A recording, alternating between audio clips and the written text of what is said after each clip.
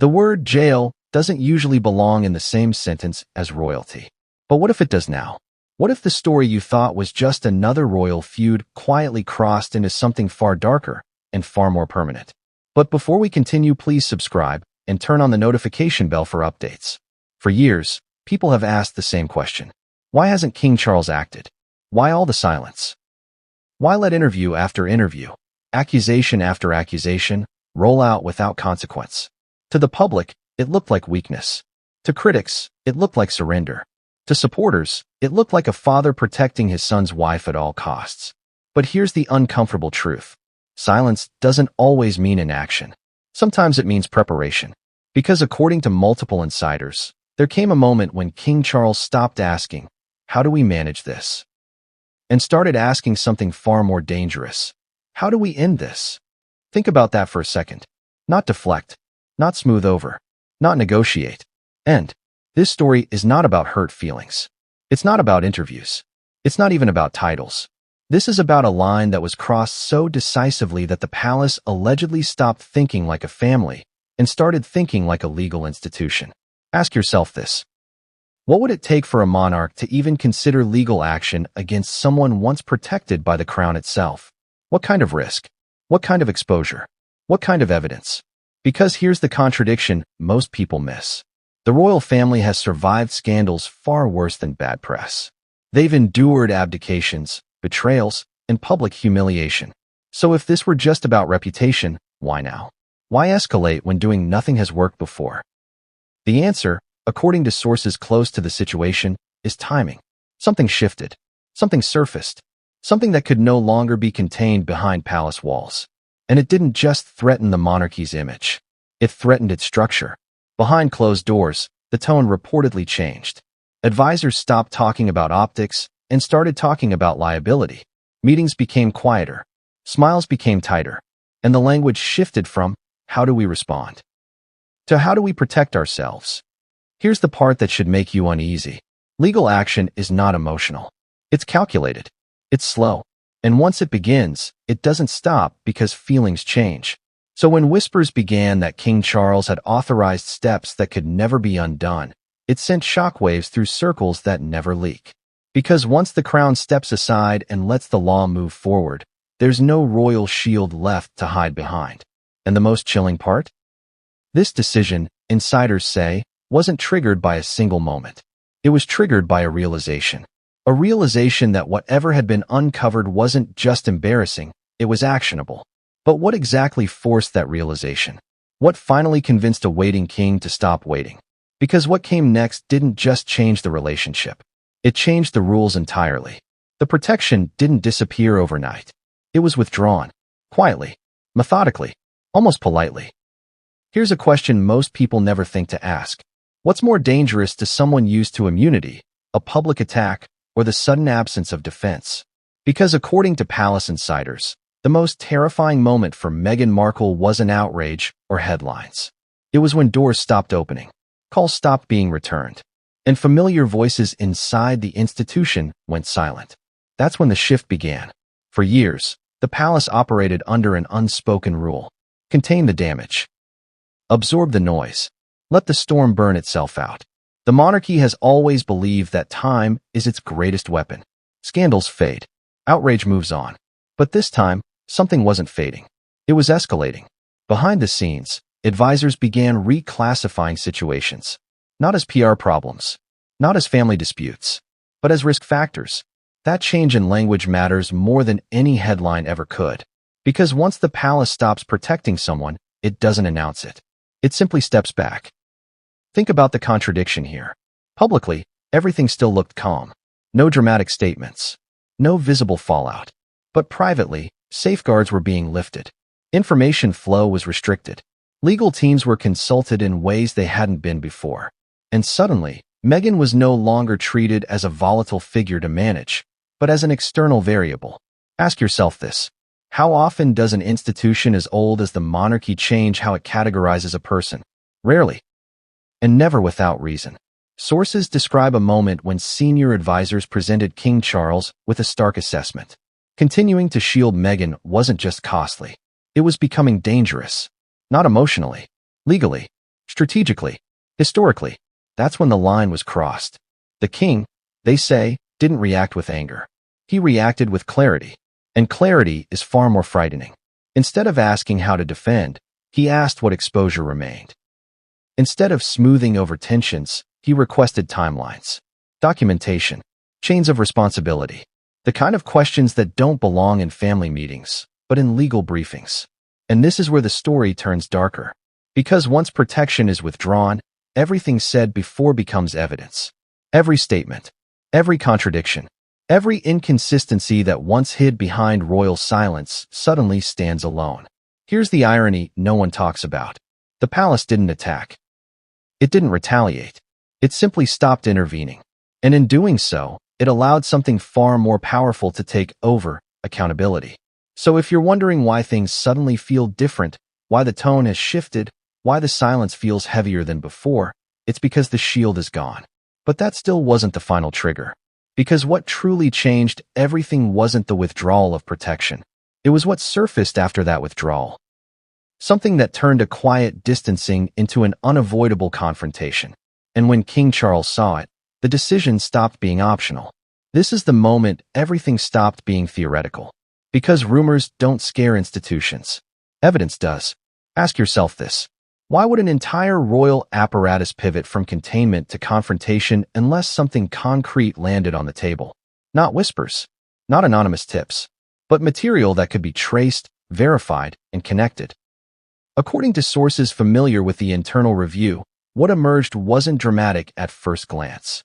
No explosive headline, no obvious smoking gun, just fragments, inconsistencies, timelines that didn't line up the way they were supposed to. But when those fragments were placed side by side, a pattern began to form, and patterns are dangerous. Here's the part most people don't understand. Legal exposure doesn't come from one big mistake. It comes from accumulation, from repetition, from contradictions that cancel each other out until the truth has nowhere left to hide. Behind closed doors, advisors reportedly laid out what they called a risk matrix. Not emotional harm, not public backlash, but legal vulnerability. Statements that conflicted with records, claims that couldn't coexist, accounts that changed depending on the audience. And that's when the room went quiet. Because once something can be mapped, it can be challenged. And once it can be challenged, it can be compelled. Think about the irony here. The very openness that was meant to control the narrative may have done the opposite. Each new version didn't clarify. It complicated. Each clarification raised another question. Each denial pointed toward another discrepancy. Ask yourself honestly, if you were advising the crown, how long would you tolerate unresolved contradictions tied to your name? According to insiders, King Charles didn't react with outrage. He reacted with something far colder. He asked whether the material could withstand scrutiny, whether it could survive outside the palace, whether it could exist in a courtroom instead of a conference room. That question alone changed everything. Because once the answer leaned toward yes, the playbook ended. This was no longer about loyalty, or optics, or even family. This was about exposure spreading outward, beyond control. And here's the chilling part. At that stage, silence becomes a liability. Doing nothing is no longer neutral. It's permissive. Sources say that's when legal counsel was no longer hypothetical. Scenarios were run. Outcomes projected. Not to punish, but to contain fallout before it expanded beyond reach. But the most unsettling detail? This evidence didn't come from enemies. It came from within the narrative itself. From things already said, already released, already archived. Which raises a terrifying question. If the truth was hiding in plain sight all along, what happens when someone finally connects the dots? Because once King Charles understood what those dots pointed to, there was only one move left. And it wasn't forgiveness. This is where escape stops being an option. Because once a situation crosses from controversy into consequence, there's no strategy left that doesn't leave fingerprints. Ask yourself this. What do people usually do when pressure builds? They apologize. They reframe. They disappear for a while. But here's the problem. None of those tactics work when the issue isn't perception, but record. You can't apologize away documents. You can't rebrand timelines. And you definitely can't outrun contradictions that already exist. According to those close to the process, this was the point King Charles accepted a hard truth. There was no version of events where this simply went away. Every delay increased exposure. Every silence raised suspicion. And every attempt to move on only invited deeper scrutiny. That's when the strategy flipped completely. No more negotiation. No more intermediaries. No more quiet messages sent through mutual connections. Because at a certain point, even compromise becomes dangerous. It implies responsibility. It implies knowledge. And knowledge, in the wrong context, becomes liability. Here's the irony that makes this story so unsettling. The monarchy didn't need to act aggressively. It only needed to stop interfering. Once the royal buffer dissolved, the systems underneath took over, systems that don't care about titles, intentions, or personal narratives. Law doesn't respond to emotion. It responds to consistency. Sources say advisors laid out a simple reality. If legal processes began elsewhere, the crown would be dragged in anyway. As a witness, as a reference point, as an institution tied to the narrative. And that, to King Charles, was unacceptable. So instead of reacting, he chose positioning. He didn't move publicly. He moved structurally. He separated, distanced, documented. And in doing so, he ensured that whatever came next would no longer be framed as a family dispute, but as an independent legal matter. Ask yourself this. Why is that distinction so important? Because once something is no longer royal, it loses protection. No courtesies. No quiet resolutions. No special lanes. Just process. And process is relentless. This is why insiders say there is no escape route left. Not because of punishment, but because of inevitability. Once timelines are fixed and statements are frozen, there's no room to maneuver.